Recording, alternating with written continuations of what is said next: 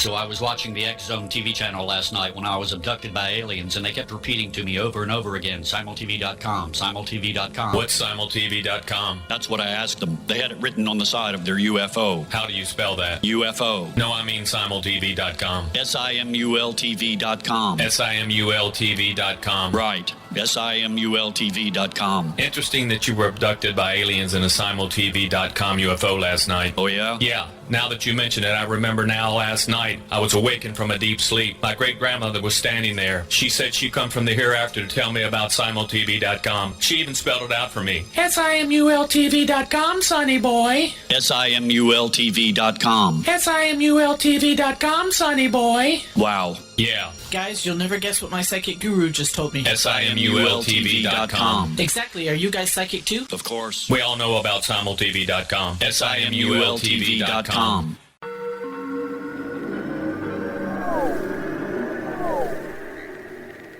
Roswell in the 21st century is a detailed re-examination of the Roswell UFO crash case. I have studied the evidence for more than 30 years, and I now put that evidence under a microscope in a cold case examination of the facts. These facts might not please everyone. They are based on my comprehensive investigation that took years to complete, but they do lead to the conclusion that whatever fell was not built on Earth. The Best of Project Blue Book is based on the 22-year-long investigation conducted by the Air Force. But the book goes far beyond that, bringing in evidence that was uncovered long after Project Blue Book was ordered terminated. Using facts that were unavailable to the Air Force investigators, I was able to prove that the Air Force manipulated the data and drew unrealistic conclusions about the UFO sightings reported to them. My different perspective shows there was more to Project Blue Book than even the Air Force knew. Both books are available at Amazon.com.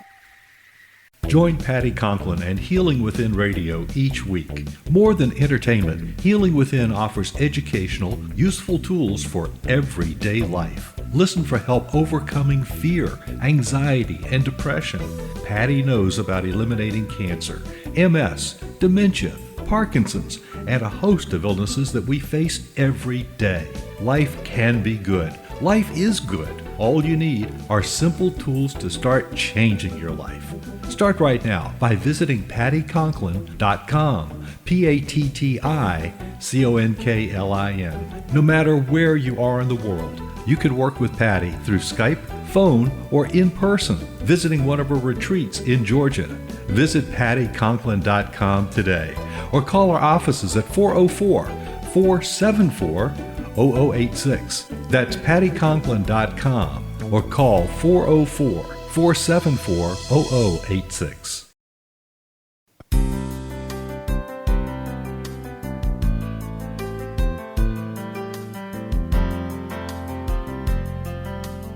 Welcome to Mission Evolution Radio Show with Gwilda Wiyaka, bringing together today's leading experts to uncover ever-deepening spiritual truths and the latest scientific developments in support of the evolution of humankind. For more information on Mission Evolution Radio with Gwilda Wiyaka, visit www.missionevolution.org. And now, here's the host of Mission Evolution, Miss Gwilda Wiyaka.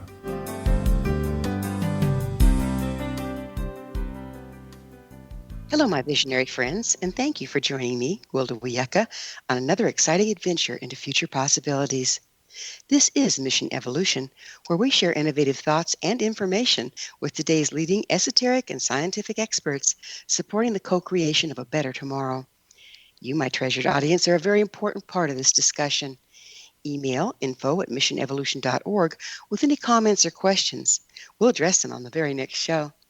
So grab your pen and pad, take notes, sit back, and enjoy. This hour will consider creative aging in a world of upheaval. Not 6 months ago, we had various formulas to responsibly prepare for our latter years. There were challenges, but also strategies to work around them in order to secure a comfortable financial future. Now, in 2020, the year of total upheaval, all bets are off. The only sure thing is that everything is drastically and rapidly changing. The very things we thought we could rely on are going up in smoke, literally. How can we find our way through these wild times and secure our future? What tools are out there to financially navigate through the current storm? How can we creatively work with the new circumstances?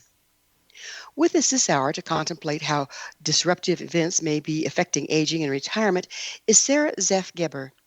She's the author of award-winning book Essential Retirement Planning for Solo Agers, a retirement and aging roadmap for single and childless adults. In 2018, she was a recipient of Influencers in Aging, designated by PBS Next Avenue. Sara is a retirement coach and professional speaker on retirement and aging. She's developed a specialty niche working with solo agers, people who have no children or are aging alone. Her website, sarazeffgeber.com. Sara, on behalf of our listeners and myself, thanks for joining us on Mission Evolution. Thank you, Gwilda. I'm happy to be here. You have a doctorate's degree, yes? Yes. And what is that in? It's in organizational behavior and counseling. Oh, interesting. Where'd you get that? At Golden Gate University. It was actually a joint program with San Francisco State University. Nice. How'd you become interested in aging and retirement? Well, it's sort of interesting. I was doing a lot of leadership development, part of management consulting, and I ended up doing a lot of executive coaching. And long about 10 years ago, I noticed that not all, but most of my baby boomer age clients were wanting to talk at least as much, if not more, about their retirement plans than their strategic plans.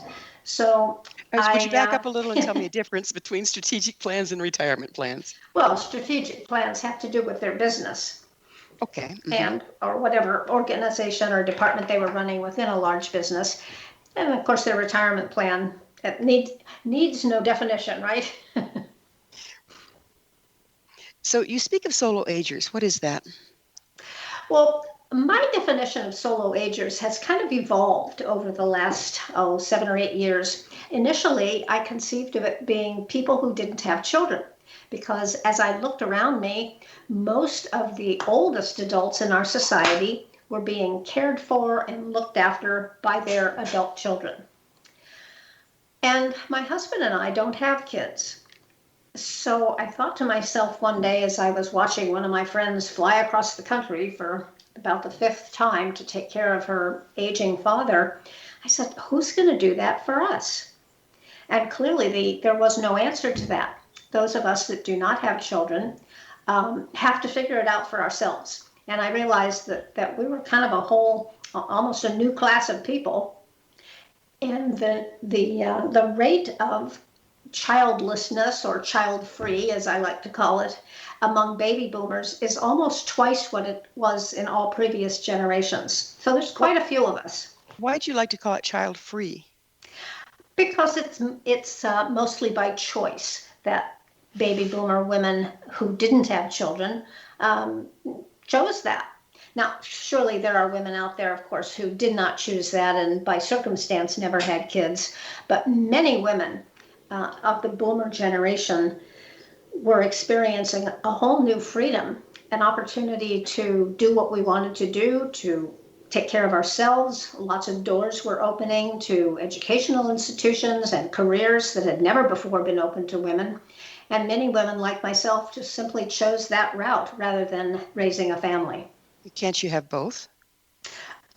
Some women chose to, for sure. And my observation is it was very rough because men typically did not pull their weight around the house and with child rearing chores as they do today. It has changed over time then. It sure has. Thank goodness, right? Yeah, thank goodness for the later generation of women. And men. Yeah, they win. Yeah, they're standing up, and now they're probably carrying more than we are in a lot of regards. So maybe.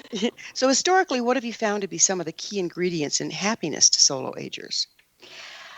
Well, I think for most of our lives, those of us who didn't have children, and by the way, I now include in the kind of bucket term solo agers, people who are aging alone for any reason. And there's lots and lots of reasons. Many people are aging completely alone because they don't have a partner in life. Either they're widowed or divorced or chose never to marry.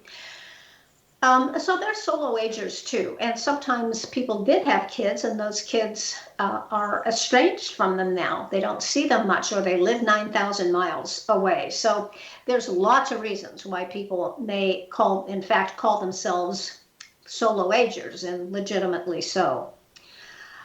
So the secret to happiness, I don't think it varies too much from what people who do have kids enjoy, but finding meaning and purpose in life is certainly the key ingredients. And to me, having a community and what I call a social network is also key to having a rewarding later life.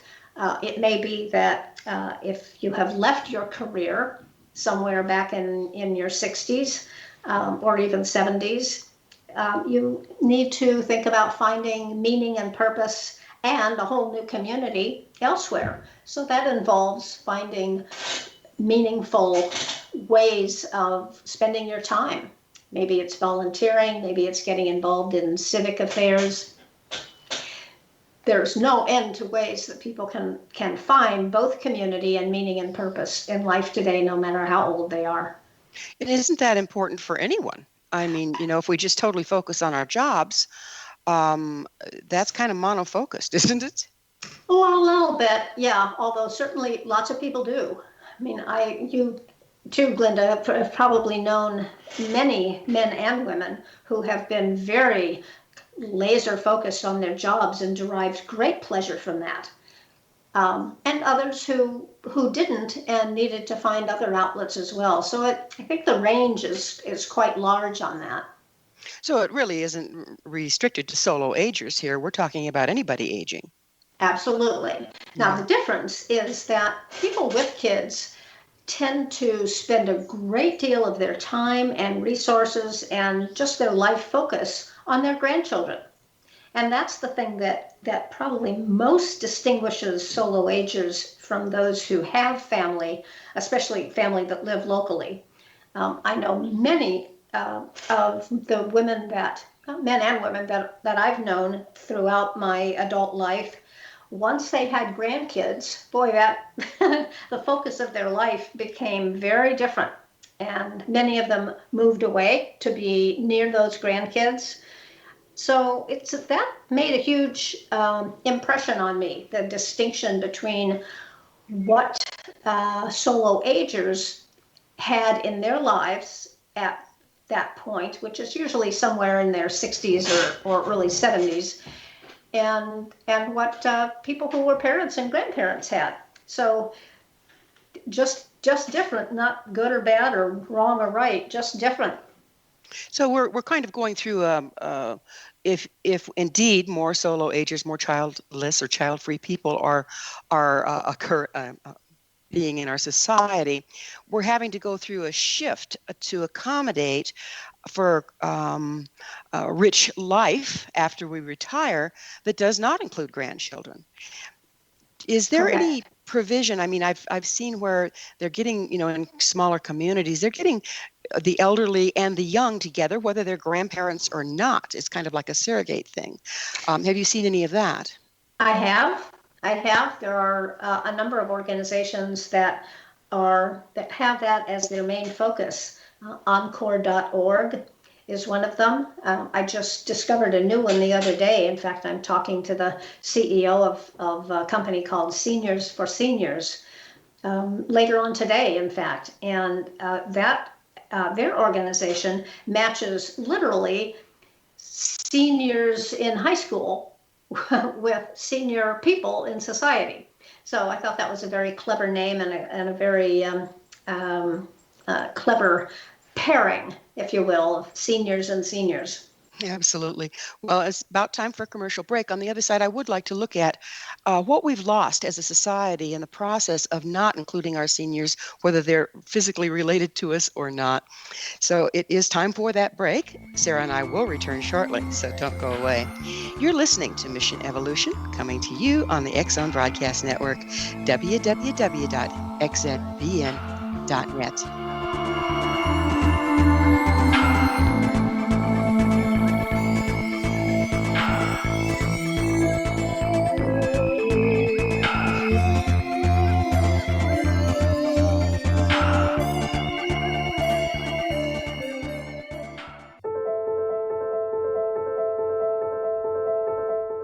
Are you looking for psychic services that empower as well as provide accurate information? Jenny is a third-generation psychic with extensive esoteric training. A practicing professional intuitive for over 30 years, her accuracy is astounding. While most psychics can read what will happen to you if you don't change directions, Jenny understands the future is subjective. While there is a river of time we all traverse, that river has many waves, eddies, currents, and tributaries from which to choose. With Jenny as your guide, you can explore the many possible outcomes in the river of time and navigate your course to the one of your liking. Take control of your future. Book your life-changing session with Jenny today at www.gen-e.net. That's www.gen-e.net.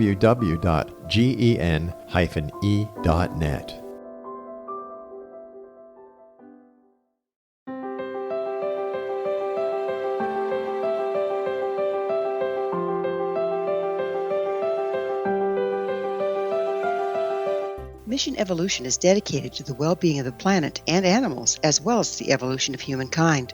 One major factor threatening all three is increasing toxicity.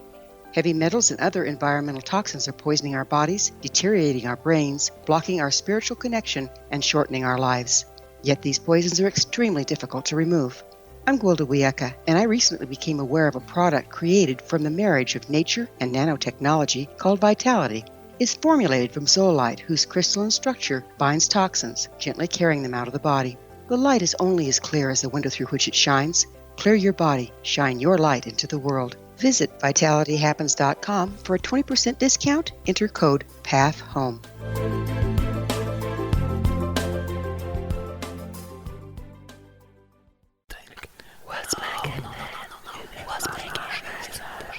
In the mid-1990s, I was approached by a young woman who believed she'd been abducted by alien creatures.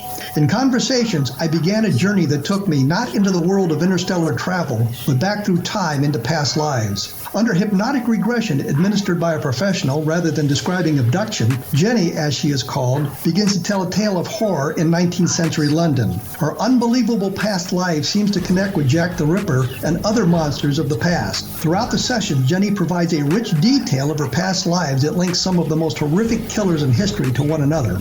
Using the resources of a university library in the pre-internet's day, I was able to verify some of Jenny's claims. She has knowledge that wasn't readily available to a suburban housewife. Does this prove the reality of her tales? Conversations attempts to answer that and other provocative questions. Conversations is available at Amazon.com.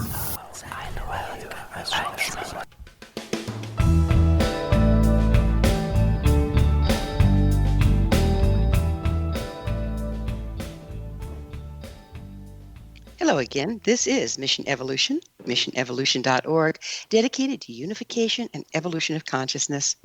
To all our faithful and thoughtful listeners, we really value your opinion and would love to hear from you. What do you think about changing our approach to aging and retirement due to the current upheavals? Email me at info@missionevolution.org and give me your thoughts or questions so we can all share them on the very next show. This in from a member of our audience regarding the episode It Takes Two to Tango, Evolving Beyond Abusive Relationships. KK shares, I think it's overly simplistic to label people either narcissist or empathic and judge them accordingly. Thanks for your observations, KK. I would have to agree with your assessment. While observing the patterns that develop in a relationship is useful, it's important not to judge a person or make decisions totally based on a list of tendencies. With us this hour discussing aging in a turbulent world is Sara Geber. Her website is SaraZeffGeber.com. So that's SaraZeffGeber.com. Sara, we were just getting into how, with the increase in people that are aging childless or child-free, some provisions are starting to be made to bring young people that need the guidance and support of the older people together, whether they're related or not. What's your take on that? How effective is it? I think it's probably very effective, and I say probably because I'm not involved in those in that movement particularly. I sort of watch from the sidelines and applaud, but I think it's been received quite well. Mark Friedman, who founded Encore.org, originally Civic Ventures, wrote a book recently called How to Live Forever. wonderful name, but the content of the book is certainly has nothing to do with medically living forever. It has to do with living forever through others, and it is all about bringing the generations together. So I think that's a wonderful thing. The more we bring generations together, the more they can learn from each other, the more they have to offer each other, and the more they learn to respect each other. So I think it's terrific. You speak of being aware of who we are as we age, and what we value is an important part of our well-being. Would you go into that a little bit for us? Yes, I think that when we get to a certain point in life, it's important for us to kind of sit back and take stock once again of our values. What is it that's important to us in life? Now, sometimes values don't change much from the time that we're in our late teens or early 20s till we're in our 60s or 70s or beyond, but sometimes they do. Life teaches us lessons, and sometimes those lessons lead to a change in our values. So in order to find something meaningful to do with your life in its later decades, it's important to understand what you value, what's important to you, what do you care about. When I do coaching with people who are in that retirement transition, I put them through a whole values clarification exercise, much like they probably did when they were getting out of college or getting out of high school and wanted to find the right career for themselves. Because in a sense, you're kind of starting over with a brand new phase of life. And my gosh, these days, many people can expect to live well into their 90s and even 100s.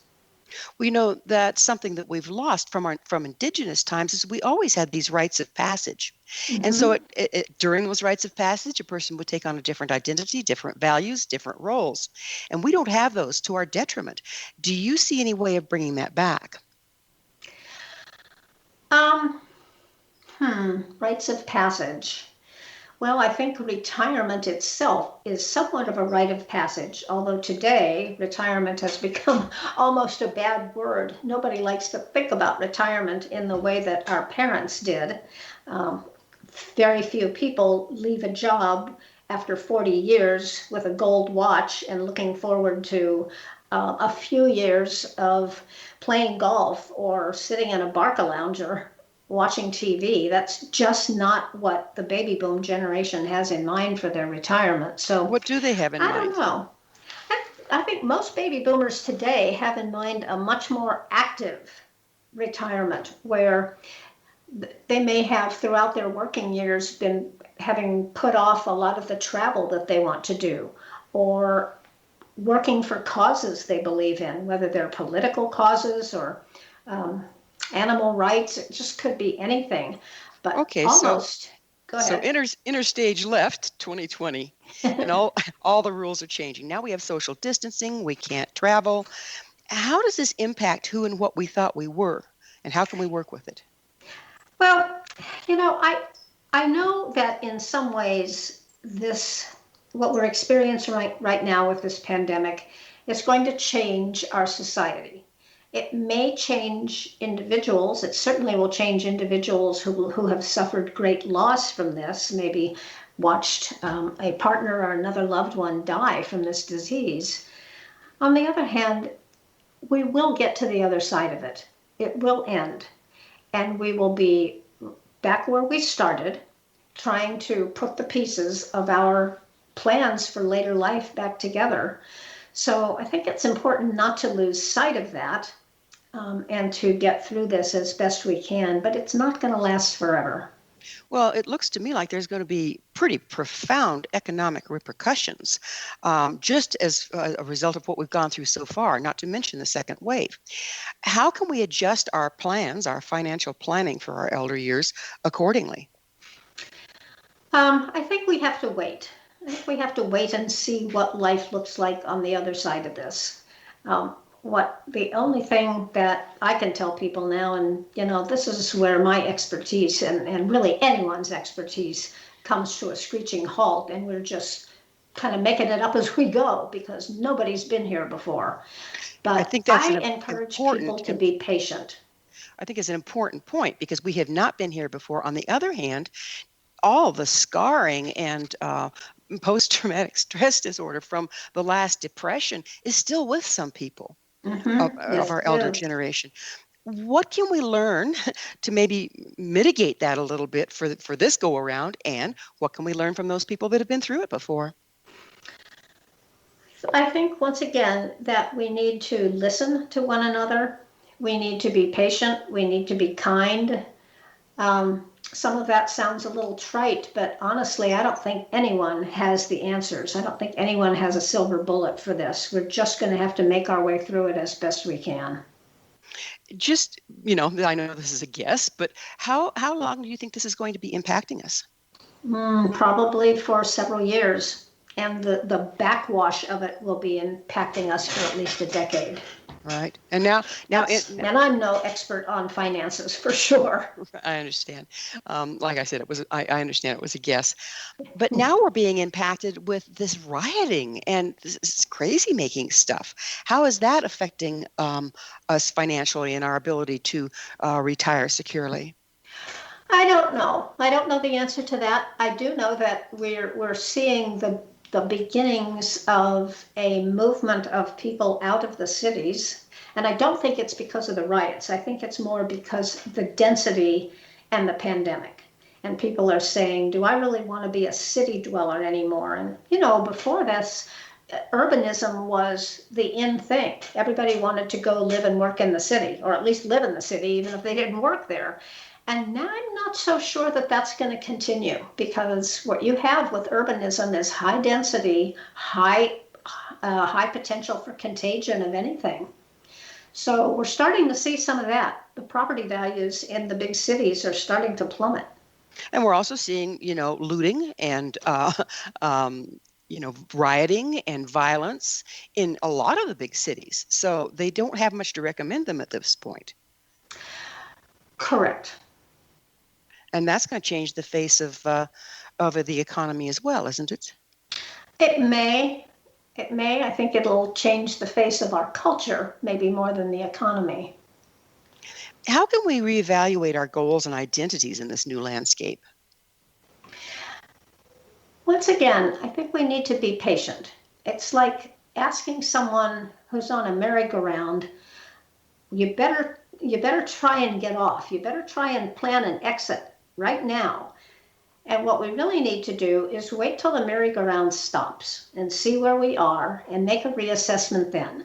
So be patient, do the best you can, and help others as best you can throughout this merry-go-round that we're on, because it will stop.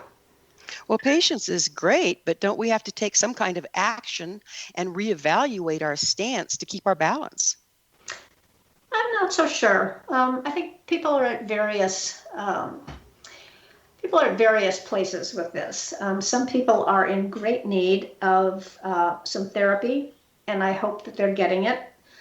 It has been very jarring to people both mentally and physically, and I hope people will reach out for help that are feeling like they're really becoming unhinged by this, and many people are.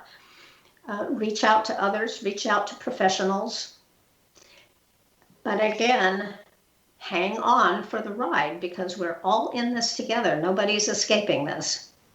That's a fact. We're all in it together. And on a global level, isn't this the first time it's been like that? Yeah.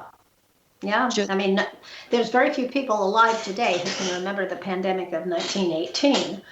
And I think it probably had a similar feel. But again, you'd have to be 102 to remember that. And even then, you probably wouldn't remember it because you would have been too young. Exactly. You're 102 and you don't remember anything anyway. Well, it's time for another commercial break. Sarah and I will return to our discussion shortly. So you stay right there. This is Mission Evolution. We're coming to you on the X-Zone Broadcast Network, www.xzbn.net.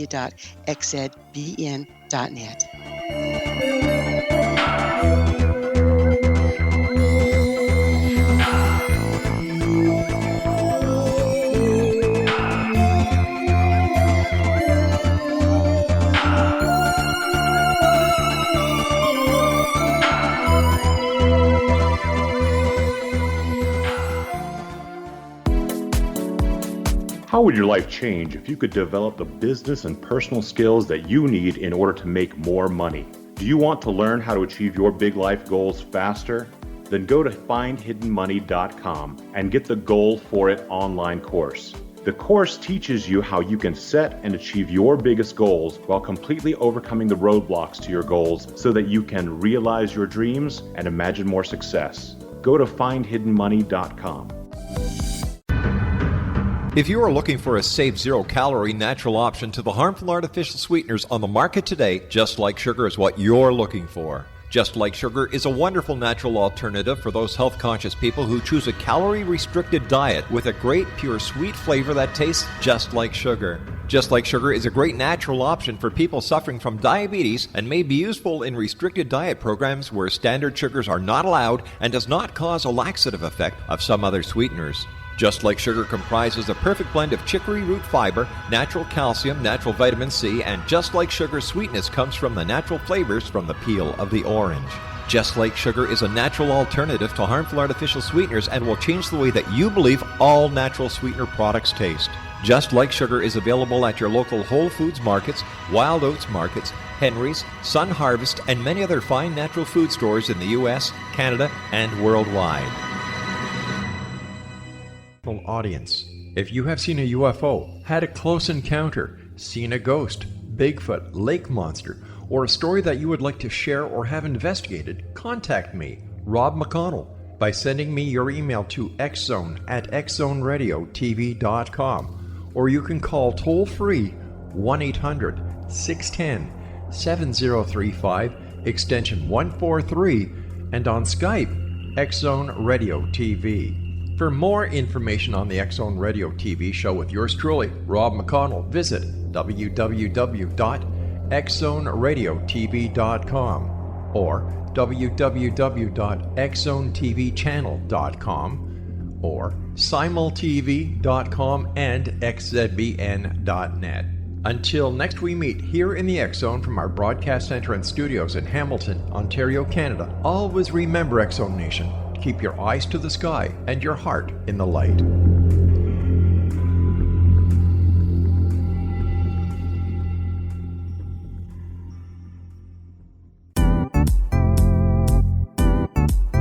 Memorable dynamic presentations are a not-so-secret weapon in the business world. Do you have a powerful message that must be shared, but you haven't found a way to deliver that message? Do you want to be known as a top public speaker who gets amazing results? Are you ready to create and deliver your powerful message? Thomas Hides can help you create and deliver your speech to get the results you desire.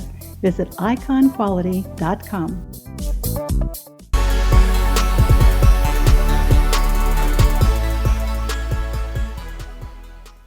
Welcome back. This is Mission Evolution. Did you know our entire leading-edge information-packed episode collection is available to listen or download with our compliments? Visit our archives at www.missionevolution.org for our ever-growing selection of guests and topics. Our guest this hour is Sara Geber. We're speaking about aging during turbulent times. Her website, sarazeffgeber.com. Sara, we were getting into how, as we're moving through these times, this pandemic, and all bets are off, we just have to sit back and watch and wait. But we also, in the same process, are going to have to reevaluate how we relate to the world around us, aren't we? Yes, we will. We will have to, exercising patience is important in that. But isn't our entire identity up for grabs? Because, for generations now, at least a couple, there's been the same trend. You work, you save your money, you get up a retirement account, you make plans for what you're going to do when you're no longer at your job. But now people don't even know if they're going to have a job or if they can get another job to make up for the money that they're losing in the interim. How can we change our relationship to our possessions and to life in general to accommodate for this while we're waiting? That's just an area that I'm not an expert in. I think it's a question that very few people can answer with any sense of assurity. And it's also a question that people need to answer for themselves, because the answer will be different for everyone. I certainly think that a lot of people are going to have to scale down their expectations, and their expectations from a lot of things, their expectations from their for their career, their expectations from their for their economic situation.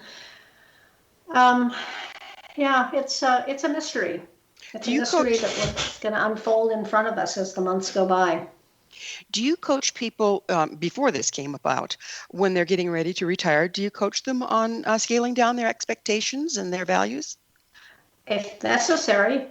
Sometimes it's not necessary. A lot of people come to me for retirement coaching, not because of their economic situation, but because they need to be better prepared emotionally to leave a career that has given them a sense of identity for probably between 30 and 40 years for most people, and now they're leaving that.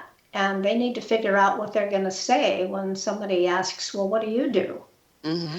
So, but none of your degree was in psychology, right? Yes, it is. I have a bachelor's in psychology. I have a master's in guidance and counseling. Perfect. So you're able and skilled in that area, so that you can coach people into how to reevaluate their identity and adjust to the new circumstance. Sure. Most coaches do that.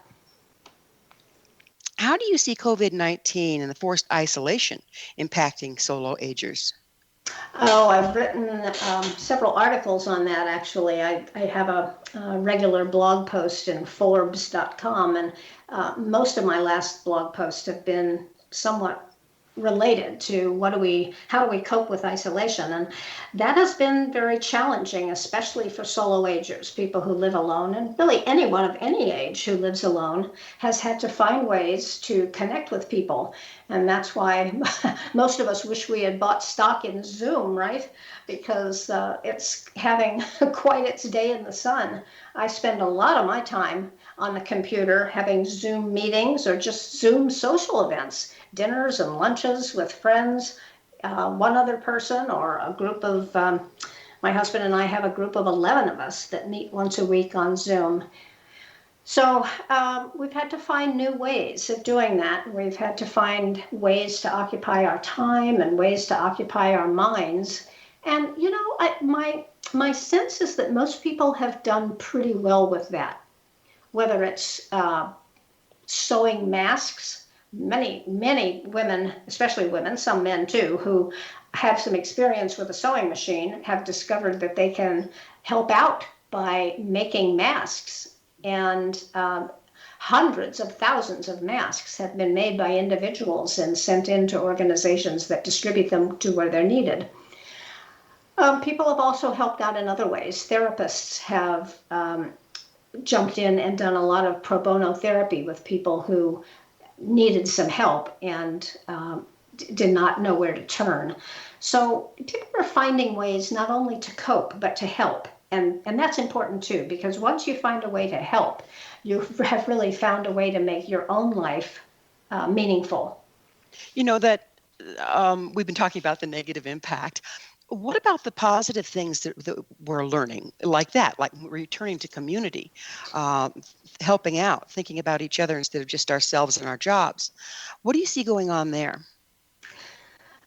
In the community, I think it probably differs from one community to the next. The community that I live in, it's kind of a small city. I live in a city of about 250,000 people.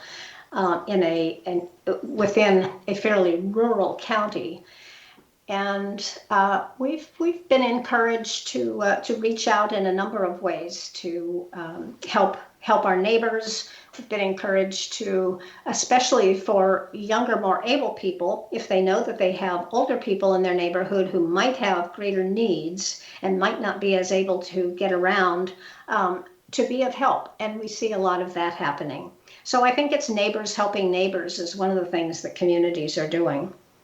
And, you know, being isolated in our own homes, do we become more aware that we have neighbors and that they might have needs than before when we were busy running, you know, from our home to our job to the store, etc.? I think absolutely. the answer to that is a big yes, because one thing that most of us are doing is a great deal of walking, and our neighborhoods are where we walk. There's no real point for most people since the parks are closed in many states. They're starting to open up now, but for the last couple months they've been closed.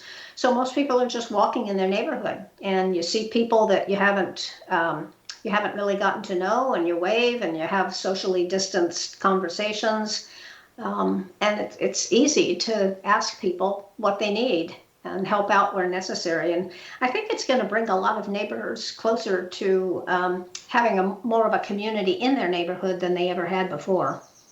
And that seems so important right now. Also, I think what do you think about the change in people's attitudes towards staying at home and finding ways of working from there and socializing from there and not driving around so much? Well, all I can tell you is what I observe in my own neighborhood, in my own town. And that's that for a couple weeks, 2 or 3 weeks, people really, really towed the line.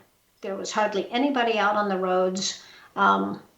I probably didn't even leave my own house for a couple weeks. And then finally, I went to pick up some takeout, or we have a bakery that stayed open and was allowing people to order online and pick up what they ordered in person at an outdoor table. So I did that, and I noticed very, very few cars on the road. But then as the weeks went by, every week, more and more people were out driving around in their cars. I don't know where they were going, but there were definitely more cars on the road. It still isn't at the level that it was before the pandemic and before the lockdown of most cities, but people are restless. They're out and about now. I think there are some people that get in their cars just because they want to drive around somewhere. Well, So let's draw on your psychology background. What impact do you think this has had? I mean, people have used their driving around, running around, focusing on work, all that, to kind of avoid some of their own issues. And now here we sit stewing in our own unprocessed stuff in our homes. How much do you think that's impacting some of the violence we're seeing and some of the restlessness we're seeing? It probably has some impact. I think it's. I don't want to get into a political discussion here. No, we do not. No, but I think it has some impact. I think it has maybe had some positive impact. I think young people who might have been too busy to get politically active in the things they believed in have now gotten more active. So it's probably had both positive and negative effects. So let's change gears a little bit. The tendency as we age is to become less flexible, okay, historically. And yet these times require extreme flexibility. How can we adapt? How can we become more flexible? Well, I think that's a good question, Wilda. And I think in some ways it's true that as we get older, we become more kind of set in our ways. We have certain things that we like to do, certain things that we like to eat, certain places we like to go, and they become routine, and they become kind of grooved into who we are and what we do in life. And certain personalities are more predisposed to be more kind of compulsive that way.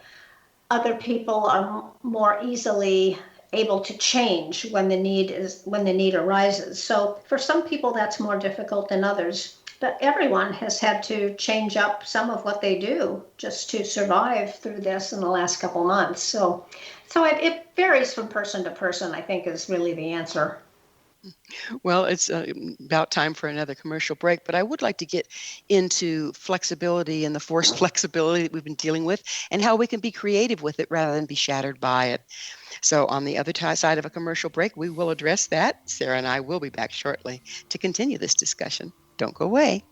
This is Mission Evolution on the X-Zone Broadcast Network, www.xzbn.net.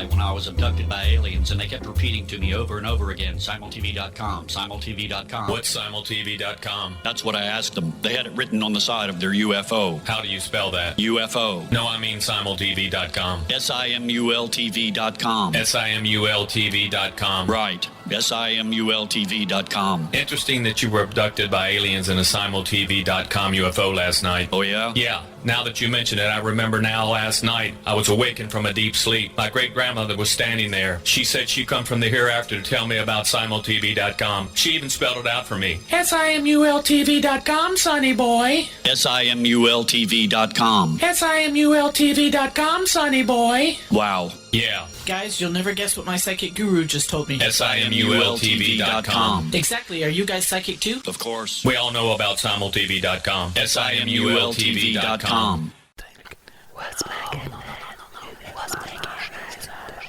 In the mid-1990s, I was approached by a young woman who believed she'd been abducted by alien creatures. In conversations, I began a journey that took me not into the world of interstellar travel, but back through time into past lives. Under hypnotic regression administered by a professional rather than describing abduction, Jenny, as she is called, begins to tell a tale of horror in 19th century London. Her unbelievable past life seems to connect with Jack the Ripper and other monsters of the past. Throughout the session, Jenny provides a rich detail of her past lives that links some of the most horrific killers in history to one another. Using the resources of a university library in the pre-internet day, I was able to verify some of Jenny's claims. She has knowledge that wasn't readily available to a suburban housewife. Does this prove the reality of her tales? Conversations attempts to answer that and other provocative questions. Conversations is available at Amazon.com.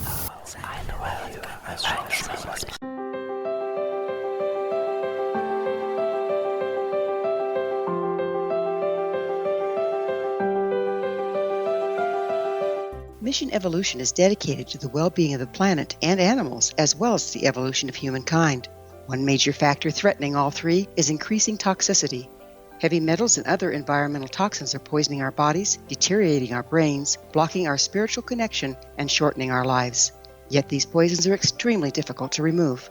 I'm Gwilda Wiyaka, and I recently became aware of a product created from the marriage of nature and nanotechnology called Vitality. It's formulated from zoolite, whose crystalline structure binds toxins, gently carrying them out of the body. The light is only as clear as the window through which it shines. Clear your body, shine your light into the world. Visit vitalityhappens.com for a 20% discount. Enter code PATHHOME.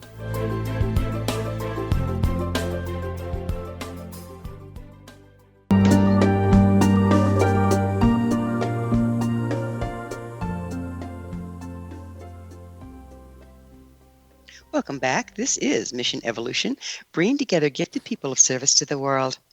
I love to hear from our audience. Your thoughts are very important to me. To suggest a topic or guest that you think would be of interest, email us at information@missionevolution.org. That's info@missionevolution.org. This hour, we're sharing thoughts with Sara Geber. Her website, sarazeffgeber.com. Sara, we were talking about flexibility, how this circumstance is really demanding more flexibility of us. And, people are speaking about going back to normal. But at this point, the likelihood of that seems pretty slim. How can we best cope with the uncertainty we face and become flexible enough to embrace it? I think probably talking about it. I hope people are doing that. I hope people are finding others they trust and that will open up and kind of talk about their fears and their sense of restlessness and what that's all about, and what their hopes for the future, things that they think might have changed for them in the future. But that's really all we can do right now, is to talk about it, air our feelings, and get professional help where necessary. Don't you suppose that we can also become very, very creative in how we address it so that we end up better on the other side than we were before we started? I don't know. What did you have in mind? Well, the way society and our values were going was becoming increasingly not sustainable, right? And when we saw the shift that happened when we all stayed at home for a while, you could see mountaintops that hadn't been seen for generations, because of the smog. there's a certain amount of lesson there. And if we can kind of reevaluate what's really necessary for us and factor in what's, important to the greater whole in a way that we didn't because we didn't have this experience before. That's what I was talking about. Yeah, I'm hopeful, but I'm not hugely optimistic about that. I think people are going to be most interested in getting their livelihood back on track, and whether they'll have the bandwidth and the time and the interest to make sure that some of the value that we've seen in the quieting of the earth is sustainable. I just don't know. But I think that's what you're talking about. Are we going to pay attention to that and do something about it? I would hope so, but I don't know. Well, if we don't know how sustainable we're going to be for how long. That's right. Yeah. So let's change gears again. What is aging in place? Aging in place is a term that I think may have originated with AARP, and AARP grabbed onto that phenomenon as something that most people wanted. Most people wanted to essentially grow old in the home that they knew. So I think that that's a too narrow a definition of aging in place, but it's meant to encompass people who don't want to move into any other kind of what they see as institutional kind of environment, or they don't want to move into their kid's basement. They just want to stay where they are in surroundings that they know. So that's what aging in place is. And it's become a hugely popular expression. Thanks again to AARP, who did some research that apparently uncovered that 80-something% of people that they asked want to, quote unquote, age in place. So that's what it is. It's aging in the environment you know. So in the wake of social distancing and travel restrictions, is aging in place becoming more of a necessity than it has been, instead of becoming full-timers and RVers and all that fun stuff? Yeah, I think it's become more of a necessity for economic reasons than anything else, because if at the end of this people discover they've lost a lot of their savings and whatever wealth they had accumulated, then they are less able to make a move. Although many people, I think, are going to find that they'll want to downsize, which I'm a big fan of. I'm a very big fan of downsizing. I'm not particularly a fan of what most people think of as aging in place for solo agers.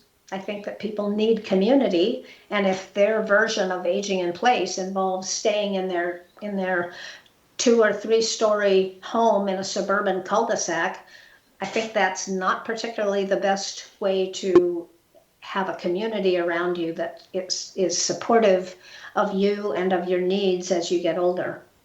Yeah, I've heard of and seen some tendencies towards people that are solo aging getting together and creating a communal home. Have you seen any of that?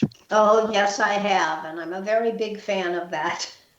I would love to see more of that. There are several organizations that promote that and bring people together, particularly for that purpose.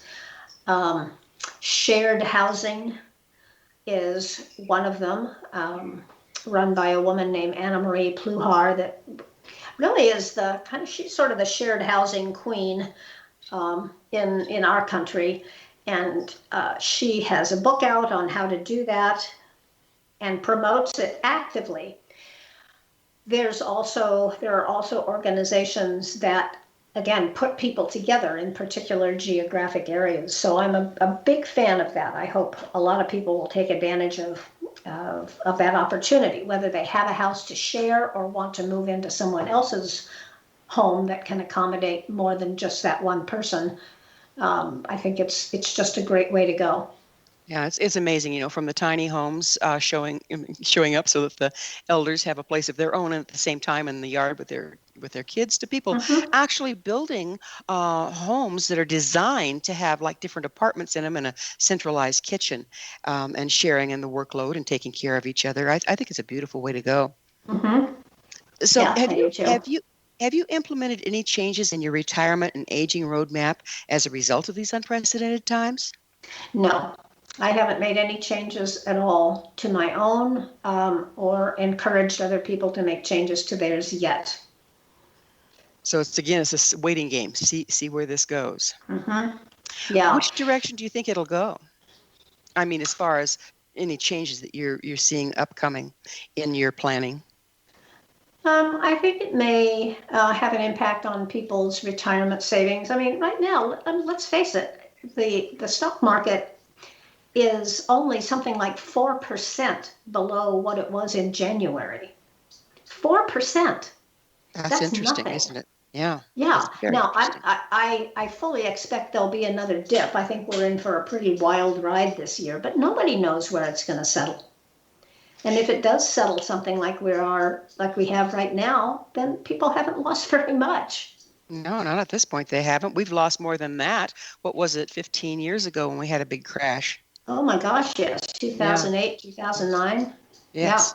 Yeah. People lost a lot back then. Yes, Do you think we're at risk of entering another depression as a result of this pandemic? I'm not a financial advisor, so I am not going to put a stake in the ground on that one. I hear you there. There was a lot of panic that was involved in the last depression. People panicked and actually fed the depression because they started pulling their money out and everything else. We're not seeing that much of this time, are we? I don't think so. At least it's not apparent. And I think I'm happy to see that so far people are just being patient and waiting to see where this goes. I'm sure some people have pulled money out. Some people but there are other people who watched what a mistake that was in 2008 and have decided to stay the course. And I think that's been helpful. Yeah, that's hugely important, isn't it? I mean, we're so controllable by the media and this and that, and all you have to do is incite panic, and people run and pull money out like they did in the first depression. Yeah. I don't think that would have been the depression itself would not have been certainly not as severe as it was had we just stayed the course. Yeah. So that would be good advice now, right? Stay the course, be patient, and watch. Yep. The good old hide and watch. In closing, what would you like to share about aging and solo aging during these turbulent times with our listeners? I think my biggest message during these times is don't isolate yourself. There's a need to stay home, but that doesn't mean you have to isolate yourself. If you have neighbors, reach out to them. We're doing all kinds of things with our neighbors in a socially distanced, safe manner.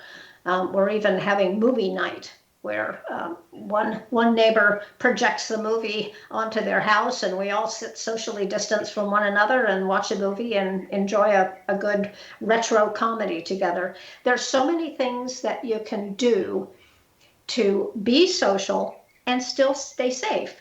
So do that, even if it's just getting on Zoom calls or regular old telephone calls. They can fill your time. And I also encourage people to find ways to give back. If you are young and don't have medical conditions that would indicate that you might have a bad go of it if you got the virus, then by all means, get out there and volunteer at your food bank or wherever else they're. Well, unfortunately, Sarah, we are out of time, but thank you so much for coming on the show. Well, I am happy to do that, Wilda. It was a pleasure. Our guest this hour has been Dr. Sara Zeff Geber, the author of award-winning book, Essential Retirement Planning for Solo Agers, a retirement and aging roadmap for single and childless adults. Her website, sarazeffgeber.com. This has been Mission Evolution with Wilda Wiecka on the X-Zone Broadcast Network, www.xzbn.net. Join us next time as this mission continues, bringing you information, resources, and support for an evolving and somewhat turbulent world.